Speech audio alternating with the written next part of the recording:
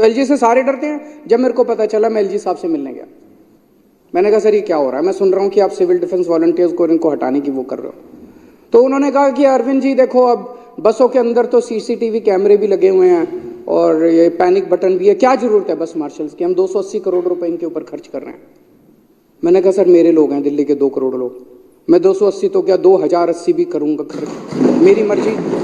मेरे को लोगों ने चुन के भेजा है, आपको तो चुन के नहीं भेजा, मेरे को लोगों ने चुन के भेजा है। मैं अपने लोगों की सुरक्षा के लिए 280 क्या 2800 करोड़ रुपए खर्च करूंगा। आप कौन होते हैं इसको रोकने वाले? आप तो नहीं रोक सकते। और मैंने कहा अगर सीसीटीवी कैमरे और पैनिक बटन से ही हो जाता, तो मैंने कहा सारे राजनिवास के चारों तरफ सीसीटीवी कैमरे तो लगे हुए हैं, पैनिक बटन और दीवारों पे लगा देते हैं, आपकी सुरक्षा हटा देते हैं। क्या जरूरत है आपकी सुरक्षा की? पूरी दिल्ली के अंदर तो सीसीटीवी कैमरे लगा ही दिए, पैनिक बटन और लगा देते हैं, हर खंबे के ऊपर दिल्ली पुलिस भंग कर देते हैं। क्या जरूरत है? अरे layers and layers of security होती है किसी भी समाज के अंदर सुरक्षा की। एक लेयर ऑफ सिक्योरिटी बसों के अंदर है सीसीटीवी कैमरे की, एक लेयर ऑफ है पैनिक बटन की, एक है बस मार्शल की। कोई किसी के सामने पैनिक बटन आया और उसको ध्यान आ गया, वो पैनिक बटन दबा देगा।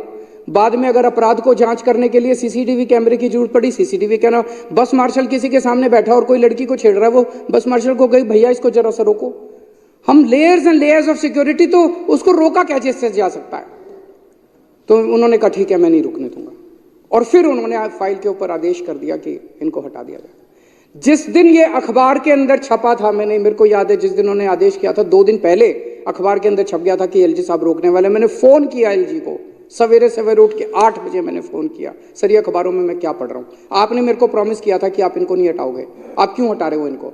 मैंने उसी दिन चिट्ठी लिखी, मैं कहीं और गया हुआ था उस दिन, मैंने वहां से चिट्ठी लिखी एलजी साहब को कि, और वो चिट्ठी एक चिट्ठी लिखी और 2 बार नोट भेजा है मैंने, एक मंत्री के थ्रू नोट भेजा है कि मौजूदा सिविल डिफेंस वॉलंटियर्स को नहीं हटाया जाना चाहिए, मौजूदा सिविल डिफेंस वॉलंटियर्स को कंटिन्यू रखिए।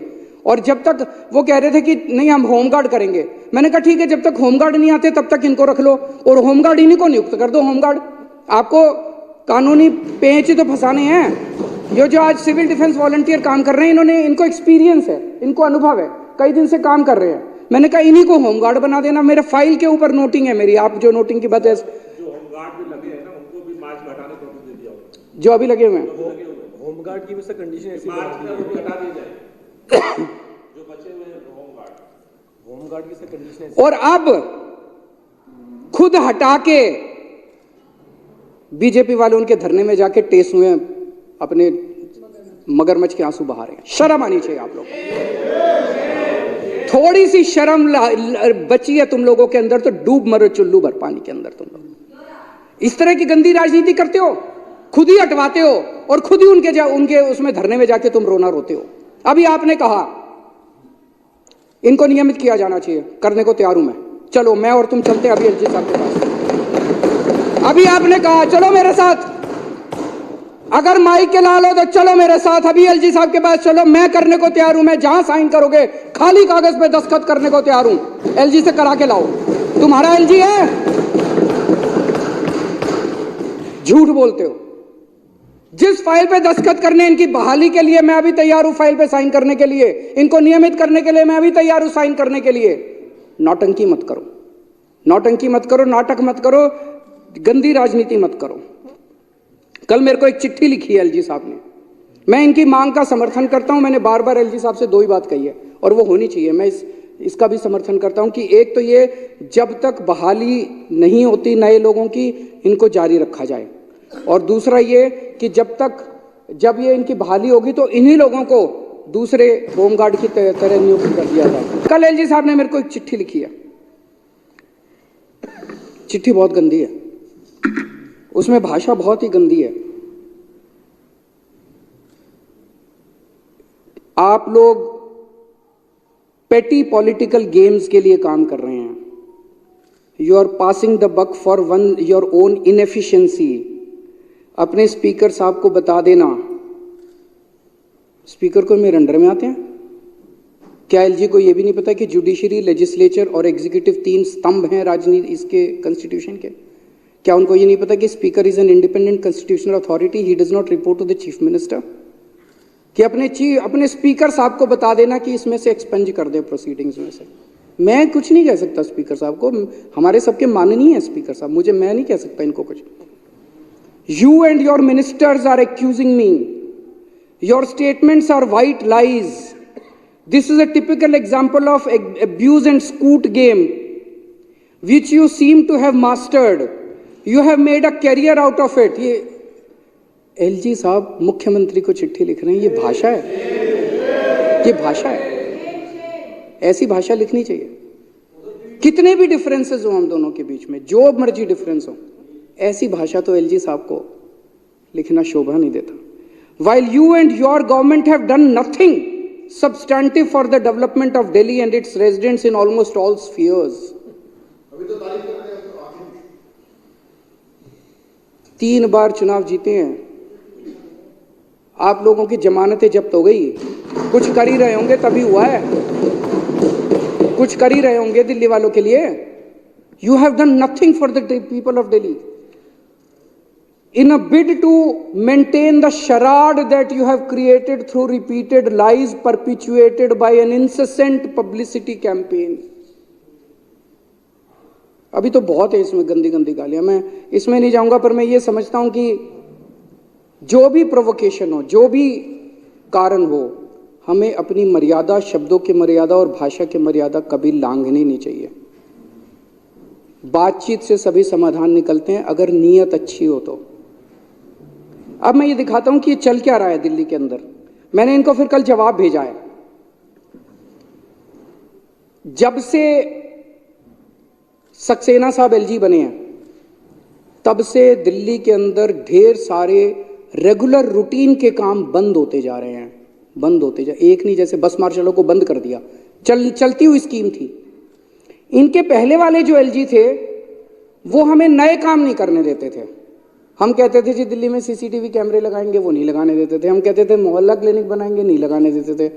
लेकिन पुराने दिल्ली की जो व्यवस्था चल रही थी, पानी की, दवा की, टेस्ट की, उनको नहीं रोका उन्होंने उनको नहीं रोका। अब जो एलजी साहब आए हैं, पिछले 2 साल से दिल्ली के अंदर एक जो चल रहा है कि अब दिल्ली के अंदर जो चालू चीजें हैं, सर्विसेज हैं, दिल्ली के लोगों की जो दिल्ली की लाइफलाइंस हैं, मूलभूत जरूरतें हैं, उनको बंद किया जा रहा है आम आदमी पार्टी को बदनाम करने के लिए। और वो ट्रेंड बन गया, बंद करते हैं, फिर बीजेपी वाले हमारे को गाली देते हैं कि केजरीवाल से चल नहीं रहा, करवाते ही हैं। मैंने कल उनको लिखा, अक्टूबर 2022 से दिसंबर 2022 के बीच में सारे मोहल्ला क्लिनिक के टेस्ट बंद करवा दिए गए, दवाइयां बंद करवा दी गई, उनके रेंट की पेमेंट बंद करवा दी गई, बिजली की पेमेंट बंद करवा दी गई, डॉक्टरों की तनख्वाह रोक दी गई। अक्टूबर 2022 से दिसंबर 2022, एमसीडी चुनाव के जस्ट पहले। क्या कारण था भाई? आम आदमी पार्टी के वोट कम करने थे और बीजेपी के वोट बढ़ाने थे। वोटों के लिए तुम किस हद तक गिरोगे बीजेपी वालों?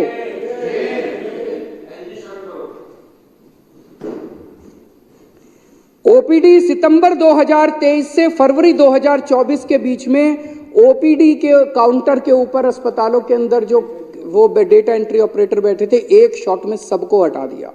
अब कोई अस्पताल जाता है तो खिड़की के ऊपर कोई बैठा हुआ नहीं मिलता। ये सब हमने लड़ के दोबारा चालू कराए हैं। ये तो कर रहे हैं, कोशिश कर रहे हैं दिल्ली वालों को मारने की। मरने नहीं दूंगा मैं, जब तक जिंदा हूं तब तक दिल्ली वालों के ऊपर आंच नहीं आने दूंगा।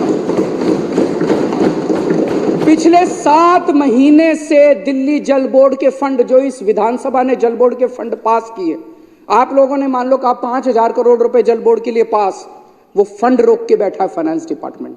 वो फंड नहीं देने दे रहे एलजी साहब जल बोर्ड को। जगह जगह पूरी दिल्ली के अंदर सीवर की लाइफ, बेसिक मेंटेनेंस खत्म हो गया है दिल्ली के अंदर। दिल्ली के लोगों को पानी के लिए, सीवर के लिए तरसाओगे तुम लोग। और हम हाईकोर्ट गए इसके खिलाफ।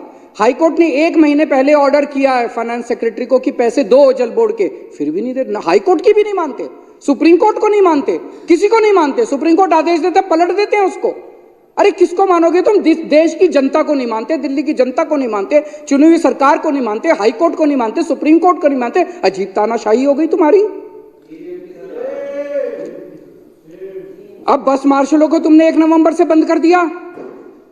डीटीसी के पेंशनधारी जिनको लगातार हर महीने पेंशन मिलती थी, 7-8 साल में कभी दिक्कत नहीं हुई हमारी सरकार बनने के बाद, उनकी मई से पेंशन रोक दी उनको। अब लड़ लड़ के दिलवाई है पेंशन, अभी मिली है पिछले महीने, कई महीनों की पेंशन एक साथ दिलवाई है मैंने, 6 महीने की एक साथ। फरिश्ते स्कीम कि दिल्ली की सीमाओं के अंदर किसी का एक्सीडेंट हो जाएगा तो उसका जहां मर्जी वो इलाज करा ले प्राइवेट में, बड़े से बड़े प्राइवेट, उसका सारा खर्चा हम देते थे। 23